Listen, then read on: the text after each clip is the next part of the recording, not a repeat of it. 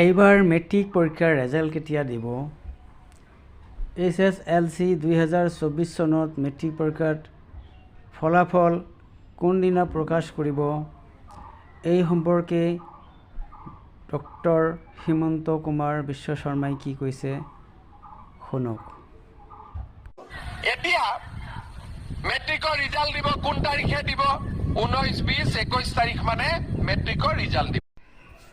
তোমালোকে নিশ্চয় শুনিব পাইছে মেট্ৰিক পৰীক্ষাৰ ৰিজাল্ট এপ্ৰিল মাহৰ 19, 20, 21 তাৰিখৰ ভিতৰত দিয়াৰ সম্ভাৱনা আছে।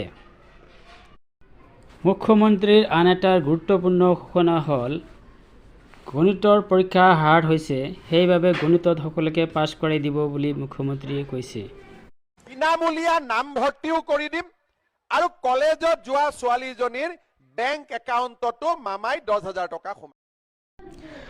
মামাই অৰ্থাৎ মুখ্যমন্ত্ৰীয়ে ঘোষণা কৰিছে যিসকল ছাত্ৰীয়ে মেট্ৰিক পৰীক্ষাত পাছ কৰিব আৰু কোনো এখন চৰকাৰী স্কুল নাইবা মহাবিদ্যালয় নাইবা বিশ্ববিদ্যালয়ত নামভৰ্তি কৰিব তেওঁলোকক বিনামূলীয়াকৈ ফ্ৰী এডমিশ্যন কৰাই দিব আৰু লগতে প্ৰতিজনী ছোৱালীক 10,000 টকাকৈ বেংকৰ একাউণ্টত দিব বুলি কৈছে।